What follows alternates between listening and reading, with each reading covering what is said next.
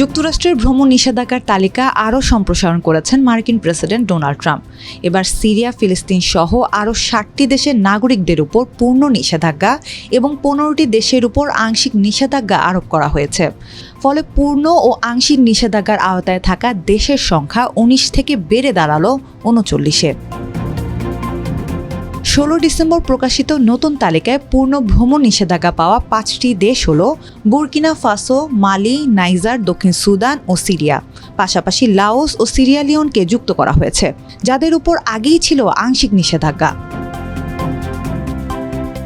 ফিলিস্তিনের উপরও ভ্রমণ নিষেধাজ্ঞা দিয়েছেন ট্রাম্প। তবে যুক্তরাষ্ট্র এখনও ফিলিস্তিনকে রাষ্ট্র হিসেবে স্বীকৃতি দেয়নি, তাই তালিকায় সরাসরি ফিলিস্তিন নাম লেখা হয়নি।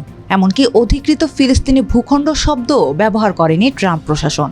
নথিতে ফিলিস্তিনিদের পিএ বা ফিলিস্তিনি কর্তৃপক্ষের অনুমোদিত ভ্রমণ নথি নিয়ে ভ্রমণের চেষ্টাকারী ব্যক্তি হিসেবে উল্লেখ করা হয়েছে। এছাড়া আংশিক নিষেধাজ্ঞার তালিকায় নতুনভাবে যুক্ত হয়েছে ১৫টি দেশ: অ্যাঙ্গোলা, অ্যান্টিগুয়া ও Barbuda, Benin, Ivory Coast, Dominica, Gabon, Gambia, Malawi, Mauritania, Nigeria, Senegal, Tanzania, Togo, Zambia ও জিম্বাবুয়ে। হোয়াইট হাউস জানিয়েছে এসব দেশই নিরাপত্তা, যাচাই বাছাই ও তথ্য বিনিময়ে ঘাটতি আছে। তবে বৈধ স্থায়ী বাসিন্দা ও কিছু ভিসাধারীর উপর নিষেধাজ্ঞা প্রযোজ্য হবে না। তুর্কমেনিস্তানের জন্য নন ইমিগ্রেন্ট ভিসা আবার চালু হলেও প্রবেশে স্থগিতাদেশ এখনও আছে।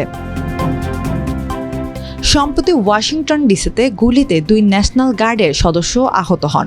হামলার সন্দেহভাজন হিসেবে ছিলেন একজন আফগান নাগরিক। এরপর ট্রাম্প প্রশাসন বিদেশিদের প্রবেশ আরও কঠোর করেছে। এর আগে ৬০টি মুসলিম সংখ্যাগরিষ্ঠ দেশের উপর নিষেধাজ্ঞা দিয়েছিলেন ডোনাল্ড ট্রাম্প। ২০১৭ সালে এর পক্ষে রায় দেয় আদালত। ২০২১ সালে জো বাইডেন ক্ষমতায় আসার পর সেই নিষেধাজ্ঞা বাতিল করা হয়।